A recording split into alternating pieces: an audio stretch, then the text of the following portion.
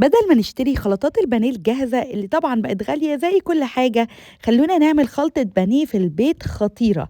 أول حاجة هنجيب الكبة وهنحط فيها 3 أرغفة من العيش المتحمص أو عيش ناشف، لو كان عندنا عيش فينو كده نشفوه في الفرن بس من غير ما تحرقوه طبعا.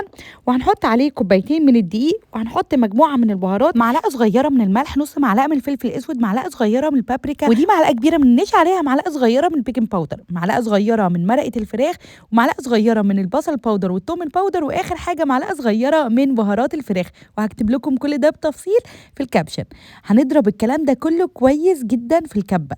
طبعا تقدروا تستخدموا البقسماط لو عندكم جاهز، بس انا عشان قلت اعملها بقى موفره من الاول خالص فخلطت كله مع بعض بالشكل ده. تقدروا تستخدموها كده على طول لو عايزين يكون فيها فتافيت كده وتكون كريسبي، بس انا بحب اصفيها، بحب يكون الخليط بتاعي ناعم جدا فبصفيه بالشكل ده. بيبقى عندي احلى خليط للمقليات وللبانيه، تحفة يا جماعة. تقدروا تكفروا بيه أي حاجة.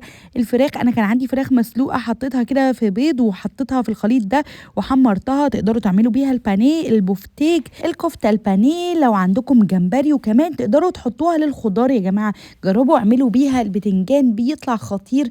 يعني بصوا هي هتنفعكم في أي حاجة، تحتفظوا بيها كده في برطمان وتستخدموها، بجد خطيرة. وبصوا طالع اللون خطير ازاي، جربوها أنا متأكدة هتعجبكم جدا.